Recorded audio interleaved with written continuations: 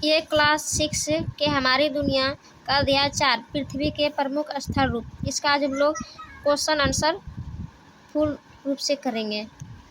आइए इसका अभ्यास है, सही विकल्प को चुनें। बिहार में सोन नदी किस तरह के क्षेत्र से होकर गुजरती है? ये किस तरह के क्षेत्र से होकर गुजरती है? तो ये मैदानी क्षेत्र से होकर गुजरती है। नेक्स्ट है, वाल्मीकि बिहार के किस क्षेत्र में अवस्थित है? ये किस क्षेत्र में है? पूर्वी क्षेत्र में।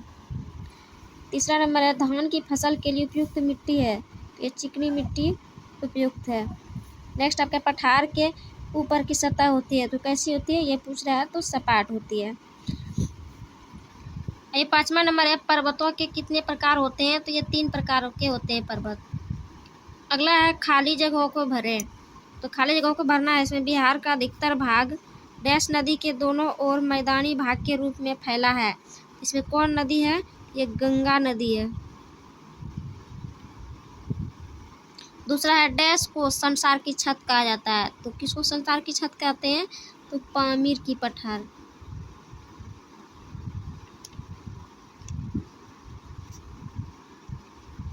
पामीर की पठार भराएगा इसमें। तीसरा नंबर है, पहाड़ों की लंबी श्रृंखला को डैश कहते हैं। तो क्या कहते हैं? तो पर्वत कहते हैं। पर्वत भराएगा।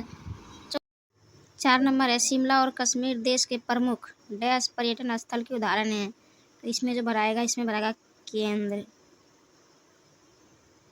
केंद्र पर्यटन स्थल के उदाहरण हैं। 5वां है, प्राकृतिक वातावरण के बदलते स्वरूप का मुख्य कारण बढ़ती डैश है। तो बढ़ती क्या है? इसमें आबादी भराएगा, आबादी या जनसंख्या भराएगा। आइए अब हम लोग 3 नंबर देखते हैं। 3 नंबर है, सही मिलान करें। तो पहला है इसमें बनसोत पर्वत। तो इसका जो हो जाएगा, इसका हो जाएगा सतपुड़ा पहाड़ी। दूसरा है बलित पर्वत। तो बलित पर्वत जो होगा ये हिमालय है, हिमालय बलित पर्वत है। तीसरा है प्राचीन पठार। तो प्राचीन पठार जो है ये दक्कन का क्षेत्र है और वह निक्षेपात्मक मैदान। तो ये जो बचा है हंगरी का मैदान हो जाएगा। अब आइए 4 नंबर क्वेश्चन देखते हैं। 4 नंबर क्वेश्चन कह रहा है, निम्नलिखित प्रश्नों के उत्तर दें। इसमें बोल रहा है मैदानी क्षेत्र की क्या क्या विशेषता है? तो इसका आंसर हम लोग अपने कॉपी में देखेंगे। तो इसका आंसर है, मैदानी क्षेत्र की सबसे बड़ी विशेषता यह है कि वे समुद्र से ऊंचे या नीचे हो सकते हैं, परंतु अपने समीपवर्ती पठार तथा पर्वत से ऊंचे नहीं हो सकते हैं। प्राय एक ही मिट्टी के बने होते हैं। ये मैदानी क्षेत्र की विशेषता हुई। अब इसका दूसरा नंबर क्वेश्चन है, सड़क निर्माण का कार्य किस क्षेत्र से आसान होगा और क्यों? तो इसका आंसर है, सड़क निर्माण का कार्य मैदानी क्षेत्र में आसानी से होगा क्योंकि मैदानी क्षेत्र प्रायः समतल भूमि का प्रदेश होता है। मैदानों की वजह से प्रायः एक ही प्रकार की मिट्टी पाई जाती है। इन क्षेत्रों को आसानी से उपयोग करके सड़क का निर्माण किया जाता है, जिससे यहाँ परिवहन की सुविधा आसानी से उपलब्ध होगी और सड़क का निर्माण करने में भी बहुत कम खर्च लगेगा और सड़क का कार्य जल्दी ही पूरा हो जाएगा। तो आइए हम लोग अब 30 नंबर क्वेश्चन देखते हैं। तो तीसरा नंबर क्वेश्चन बोल रहा है, पर्वत पठार और मैदान के दोहन से इस पर क्या प्रभाव पड़ा? तो आंसर इसका है, बढ़ती जनसंख्या के कारण ही पर्वत पठार और मैदानों क्षेत्र का दोहन हो रहा है। वनों को काटा जा रहा है, इससे प्रदूषण की समस्या भी बढ़ रही है। सड़क निर्माण के इन्हीं पहाड़ों को काटा जा रहा है।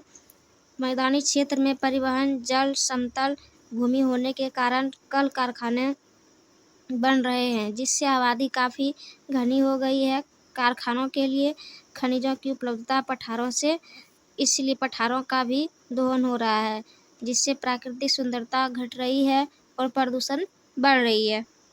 आइए अब चौथा नंबर क्वेश्चन देखते हैं। तो मैदानी क्षेत्र में ही अधिक लोग क्यों बसते हैं? क्या कारण है इसका पूछ रहा है। तो आंसर है, मैदानी क्षेत्र में भूमि समतल होती है, जिससे लोग यहाँ कृषि कार्य आसानी से करते हैं। इस क्षेत्र में धान, गेहूँ, चना इत्यादि फसल उपजाकर अपना जीवन यापन करते हैं। मैदानी क्षेत्र में जीवन के लिए सभी सुख सुविधा उपलब्ध है। भोजन, जल, आवास, परिवहन की सुविधा आसानी से उपलब्ध है।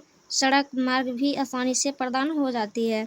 इसीलिए मैदानी क्षेत्र में अधिक लोग बसते हैं, यही कारण है। अब ये 5वां नंबर क्वेश्चन है। तो 5वां नंबर क्वेश्चन है, पर्वत कितने प्रकार के होते हैं? सभी के नाम लिखना है। तो पर्वत जो है 3 प्रकार के होते हैं। पहला है बलित पर्वत, दूसरा है बन स्रोत पर्वत, तीसरा है ज्वालामुखी पर्वत। तो दोस्तों ये थे हमारे इस चैप्टर का वीडियो। यदि वीडियो आपको अच्छी लगी हो तो इसको लाइक और शेयर करें और चैनल को सब्सक्राइब कर लें। धन्यवाद।